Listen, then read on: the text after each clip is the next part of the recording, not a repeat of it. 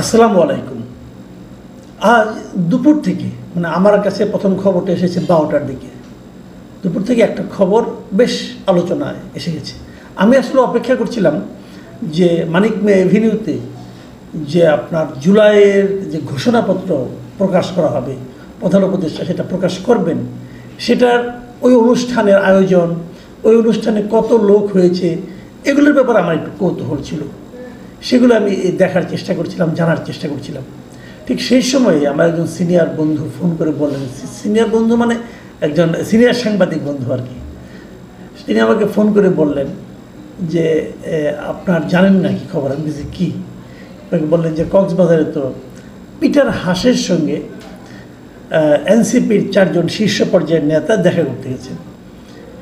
এনসিপির নেতারা আজকে এই জুলাই অভ্যুত্থানের ঘোষণাপত্র যেদিন ঘোষণা করা হবে আনুষ্ঠানিকভাবে, প্রধান উপদেষ্টা নিজে ঘোষণা করবেন, এই সময় সেই অনুষ্ঠান স্থলে না থেকে কক্সবাজার যাবেন।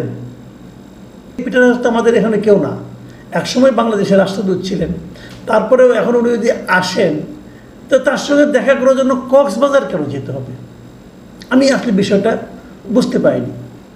কিছুক্ষণ পর দেখলাম যে তারা একটা মানে আপনার একজন নেতা, তার মধ্যে 4 জন নেতা গিয়েছেন। সেই 4 জন হলো হাসনাত আবদুল্লাহ, সার্জিস আলম, ডাক্তার তাসনিম জারা এবং নাসিরুদ্দিন পাটোয়ারি। তো আমি দেখলাম নাসিরুদ্দিন পাটোয়ারির একটা বক্তব্য দৈনিক যুগান্তরে নিউজে এসেছে। উনি বলছেন যে ওনারা কারোর সঙ্গে দেখা করতে বা বৈঠক করতে আসেননি, হুট করে ঘুরতে চলে গিয়েছিলেন। পদযাত্রাতে টায়ার্ড হয়ে গেছিলেন, অতএব ভাবলেন জাস্ট একটু সাগর পাড়ে ঘুরে আসি। এই ধারণা থেকে তারা ঢাকা থেকে প্লেনে করে 11:30টায় কক্সবাজার নেমেছেন। ওখানে সাগর পাড়ে ঘোরাঘুরি করবেন এবং ওখানে একটা হোটেলে থাকবেন। যে হোটেলটায় থাকবেন সেটা হলো কক্সবাজারের সবচেয়ে এক্সপেন্সিভ হোটেল, রয়্যাল টিউলিপ নামে পরিচিত। আসলে হোটেল হলো Sea Pearl Beach Resort and Spa Limited. বাড়ি ময়মনসিংহে, আমার এলাকার বাড়ি। এই মালিকের ছোটো ভাই আবার ময়মনসিংহের একসময় মেয়রও ছিলেন আওয়ামী লীগ আমলে। এই এক্সপেন্সিভ হোটেলে ওনারা গিয়েছেন, জাস্ট ভাবলেন যে একটু ঘুরে আসি, মানে একটু ঘুরে আসি বলে প্লেনে উঠলেন, কক্সবাজার গেলেন।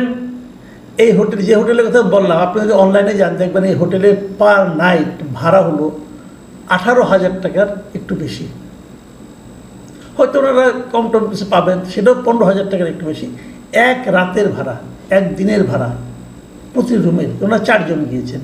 4 জনের জন্য 4টা রুমই নেবেন। আপনি যেহেতু একজন নারী আছেন, তো জাস্ট ঘুরে আসি বলে যাবেন, আবার বিকেলে ফিরবেন। 3:30টার দিকে ওখান থেকে ফ্লাইট, শুনেছি এরকম আর কি। জাস্ট ঘুরে আসার পেছনে ওনারা এতটা ব্যয় করতে পারেন। এদের মধ্যে অনেকে ধনী মানুষ নিশ্চিত, হয়তো এত হবে না। আমরা তো সার্জিস আলমের ব্যাপারটা জেনেছি, উনি তো বলেছেন ওনার পূর্বপুরুষরা নাকি জমিদার ছিলেন। আসলে কি ওখানে পিটার হাসের সঙ্গে দেখা করতে গিয়েছিলেন?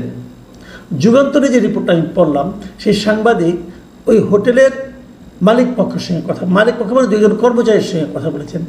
একজন কর্মচারী বলেছেন যে এখানে পিটার হাস আসছে কিনা আমি জানি না, তবে পিটার হাসের মতো একজনকে হোটেলে দেখা গেছে। এখন প্রশ্ন হলো, এগুলি হোক আমার কোনো ব্যাপার না, কে কার সঙ্গে মিটিং করবে না করবে, এটা তার রাজনীতি, তার পলিটিক্যাল পার্টির ব্যাপার। কেন মিটিং করবে এই আলোচনাও আপনি করতে পারেন। যে যদি ধরে নেই যে পিটার হাস, ধরে নেই মিটিং হবে, তাহলে প্রশ্ন তো উঠবেই, পিটার হাসের সঙ্গে ওদের কিসের মিটিং? কী করবেন মিটিং করে? এখন কি আবার ইউনুসকে বিদায় করবেন, নাকি ইউনুসকে আরও বেশি দিন কীভাবে রাখা যায় সে আলোচনা করবেন? বিষয়গুলো কিন্তু ক্লিয়ার না। যদি ইউনুসকে আরও বেশি দিন রাখতে হয়, তাহলে এই এনসিপির লিডারদের সঙ্গে আলাপ করার কী দরকার? এটা তো টেলিফোনেও করা যায়। তো এই বিষয়গুলো আসলে কিন্তু কনফিউজিং। আর যদি আপনি অবসর বিনোদন করেন, তাহলে মাত্র যে নামলেন 11:30টায়, চলে আসবেন 3:30টায়। খেয়াল করুন, মাত্র 4 ঘন্টার জন্য আপনি অবসর বিনোদন করতে গেলেন। 4 ঘন্টার অবসর বিনোদন হয় নাকি অন্য কিছু হয়? কি হয় ভাই? আপনি যদি বিনোদনই করতে যান, অবসর বিনোদন করতে ঘুরে আসতে যান, তাহলে তো আপনি কক্সবাজারে এত টাকা দিয়ে থাকবেন, এত দামি হোটেলে থাকবেন, একটা দুটো কিন্তু থাকবেন। এই হোটেলে সুইমিং পুল আছে, এখানে ঝাপাঝাপি করবেন, অনেক কিছু করবেন। কিন্তু আপনি গেলেন আর এলেন, এটা হলো যাই ঘুরে আসার মতো হলো। মানে নেতা হওয়ার পরে সার্জিস সাহেবও বিয়ে করেছেন এবং হাফতার সাহেবও বিয়ে করেছেন, তাদের বিয়ের বয়স 1 বছর এখন হয় নাই, এখন 1 বছর হয়নি। তাহলে আপনার ওয়াইফদের নিয়ে যেতেন, যদি আপনার অবসর বিনোদিনী করতে হয়, যদি আপনি ঘুরে আসার জন্য হয়। তার মানে এটা ব্যক্তিগত সফর নয়, এটা একটা সাংগঠনিক সফর, এটা একটা মানে রাজনৈতিক সফর।